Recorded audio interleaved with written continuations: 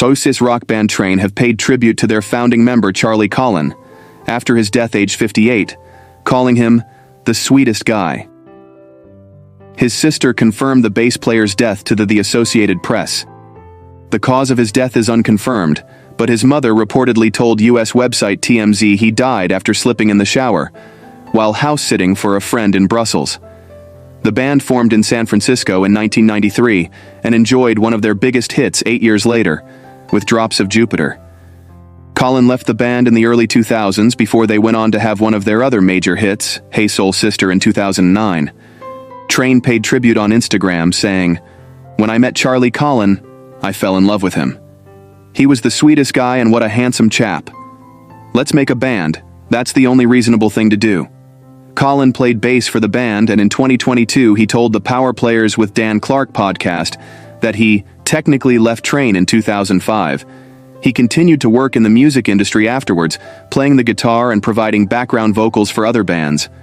Train is fronted by singer Patrick Monahan and had a breakthrough hit in 2001, Drops of Jupiter. They went on to tour with Barenaked Ladies and Counting Crows, and by 2003 their album, My Private Nation, went platinum. Train went on to have hits including the song Drive By in 2012, and their most recent studio album was AM Gold in 2022. Their first studio album for 5 years. Patrick Gottsch, who dedicated his life to promoting and growing the rural and Western way of life at the Fort Worth Stockyards. He was 70 and no cause was given. Gottsch founded the Cowboy channel in 2017, which became the official network of Pro Rodeo. Since Tuesday, the Cowboy channel has been broadcasting a nightly 30-minute special on Gottsch's life and career, with a 1-hour telecast planned on Friday evening. Patrick Gene Gottsch was born on June 3, 1953 in Omaha, Nebraska. He briefly attended Sam Houston University on a baseball scholarship. After stints as a farmer and commodities broker, a chance meeting led him to establish his own company, installing satellite dishes. He moved to Fort Worth, Texas to work in the historic Fort Worth Stockyards as the director of sales for Superior Livestock Auction. He was encouraged by Superior's founder, Jim Odell, that his idea of a 24/7 network dedicated to rural America was a great one.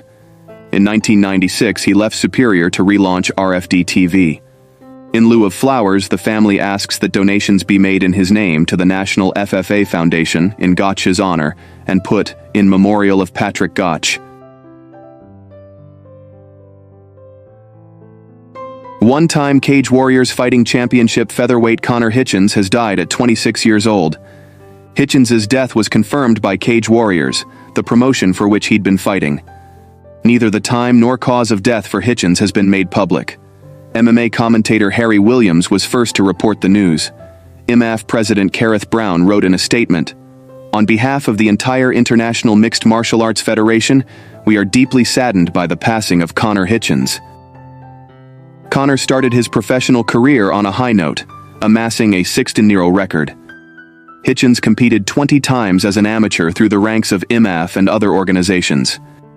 After a 6-0 start as a professional, Hitchens lost 2 consecutive fights. He had not competed since his Cage Warriors debut in April 2022, a spinning wheel kick TKO loss to Manny Akpan.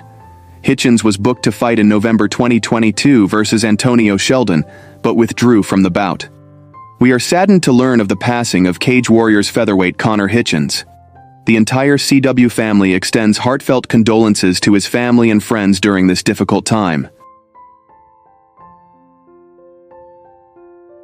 Fred Roos, casting director for landmark films such as American Graffiti, and who went on to have a close relationship with Francis Ford Coppola, including producing Best Picture winner Godfather Part II and Apocalypse Now, died in Beverly Hills. He was 89. Roos was both casting director and executive producer on Coppola's most recent film, Megalopolis, which premiered last week at the Cannes Film Festival. Last year, Coppola posted a photo of Roos with Adam Driver on Instagram and thanked him for his work on the long-gestating epic. Roos was instrumental in helping stars including Tom Cruise, Jack Nicholson, Carrie Fisher, and Richard Dreyfuss get their early notable roles. His long collaboration with Coppola as producer or co-producer included The Conversation, One from the Heart, The Outsiders, Rumblefish, The Cotton Club, The Godfather Part III, Tetro, Youth Without Youth, and Tucker, The Man and His Dream.